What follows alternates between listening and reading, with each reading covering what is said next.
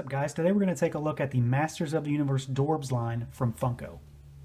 Let's take a quick look at packaging. There's not a great deal to talk about with these guys, but they all come in kind of a window box type setup. They've got the Castle Grayskull bricks with they've got their numbers, so 241 through 244 for the main set. The side will show you the other figures in the line. We've got the exclusive Shira and then the exclusive Faker down there. And the back shows you the back, and then the other side shows you the just a profile of the figure that you're getting. So nice packaging. It's kind of consistent with a lot of MOTU stuff, and very consistent with Dorbz packaging. They are sealed. They've got a sticker on the top, but you can reseal them. So you know, you can open them and take them out, but you can put them back, but you can't really reseal them, but you can display them in their boxes just fine. All right, so here they are out of the box, and you know, maybe to the collective dismay of many Funko collectors out there, I'm not going to keep these in box. There was no chance of that happening. I will probably even throw those boxes away. I just don't have the patience to keep up with Funko boxes anymore, especially if I'm not planning on selling these guys ever, and I don't plan to do that. So let's take a quick look at them. There's not a ton to talk about, but they are pretty exceptional. I'm very pleased with these.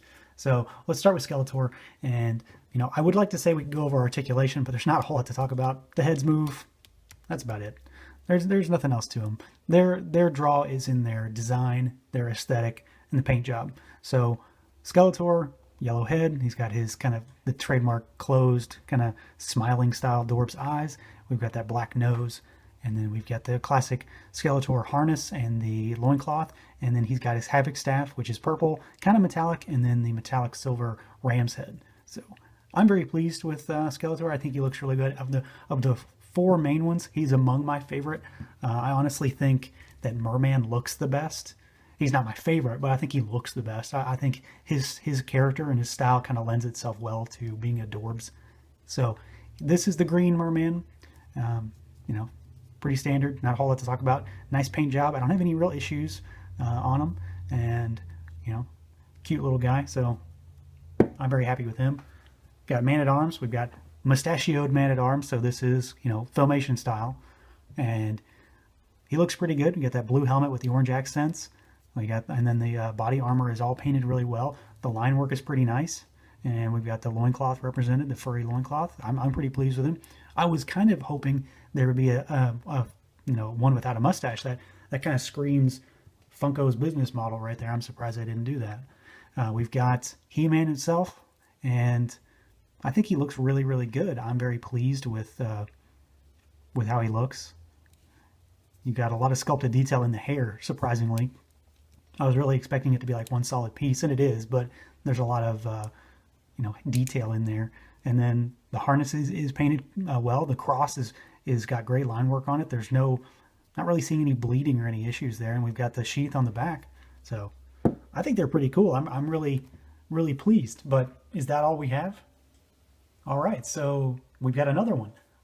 Then we've got the exclusive Shira Dorbz. This is actually the first one to technically come out. She came out as an exclusive on the Funko web shop, and I think she was limited to 3,000 pieces. She has a lot of detail. There's a lot of metallic paint on her for, you know, her armor. She's got the cape on the back. She's got her headpiece with that red jewel, and a lot of sculpted hair detail, just like He-Man. The only real thing that I do not like about this one, and it's not something that's unique to me, I saw a lot of this, is that her sword was broken when I got her. When I got her, her sword was not in her hand, it was floating around in her box. And unfortunately, because this was an exclusive that sold out, Funko could not replace it. They did take care of this situation, but I had to fix her sword, and I can't even get her to hold it correctly.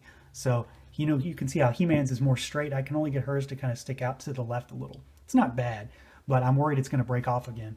And when I was actually out hunting for toys the other day, I found these at a Meijer, and there was a He-Man on the shelf, and his sword was floating around in his box. So it's not something that's specific to Shira. I think it's more endemic to the characters that have the swords, unfortunately. So, you know, that's an issue in general. It's not necessarily a problem with every figure, with every Dorbz, but it's something to look out for. But is that it again? Let's see. We have more. So this is the second exclusive that was released on the Funko shop. This is Battle Armor He-Man with Battle Cat, one of the Dorbz rides.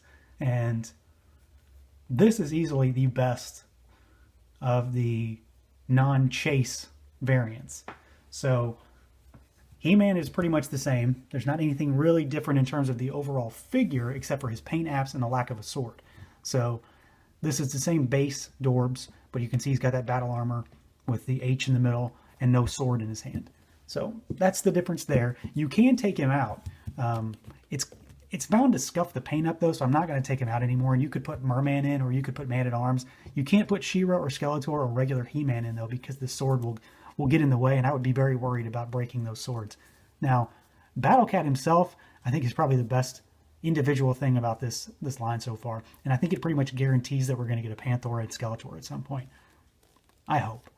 We've got just a lot of paint detail. You've got those yellow-orange lines on the green body, the harness, that helmet. I mean, you've never seen a Battle Cat look that cute before. So that just really sealed this line. When I saw this exclusive, this guy, I knew that this line was definitely going to be something more than I originally planned for it. I really thought it was going to be something small, and it looks like Funko really has a lot planned for this. So, you know, you can't go wrong there. I think this one might still be available. He was limited to 5,000 pieces. I know it was available not too long ago. I haven't checked. There's not really much reason for me to have checked. But if you can, I would pick him up.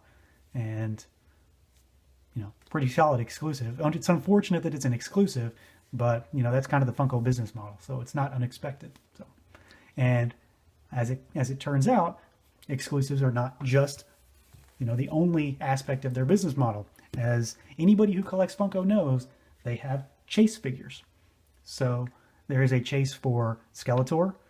There's a Disco Skeletor, which if you don't know what that is a figure that came out in the 2000X line.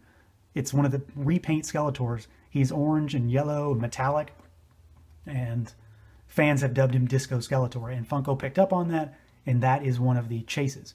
There's a blue merman, and there is a Prince Adam, which I happen to have.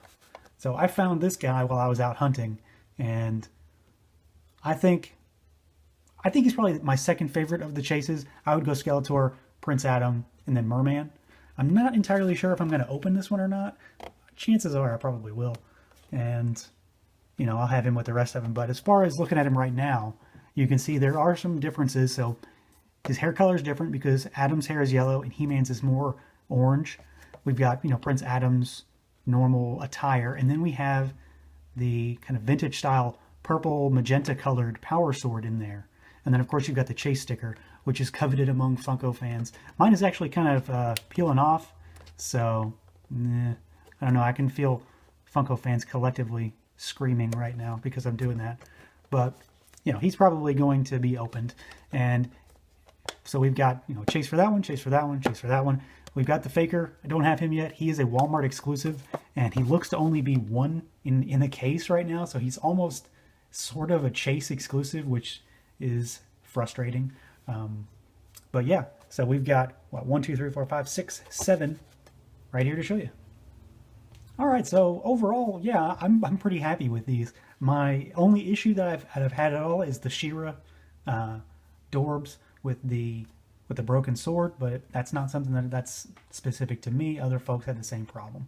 So it looks more like a QC issue that will potentially plague any sword-wielding characters. I'm worried about the Faker because of that. Overall, though, I think they look great. If you're going to keep them in box, they do come in awesome boxes, so they are really easy to display well in their box. But, you know, they're not going to be displayed like that in my house. So I'm going to take them out, and they're going to be displayed with some other MOTU stuff. So I'm very pleased with these. I'm really happy to have found that chase. Really happy to have gotten the exclusives, obviously. So that's going to do it for this one, everyone. As always, stay tuned to Toy Bro for more reviews. And feel free to like, comment, subscribe, and share down below. And until next time.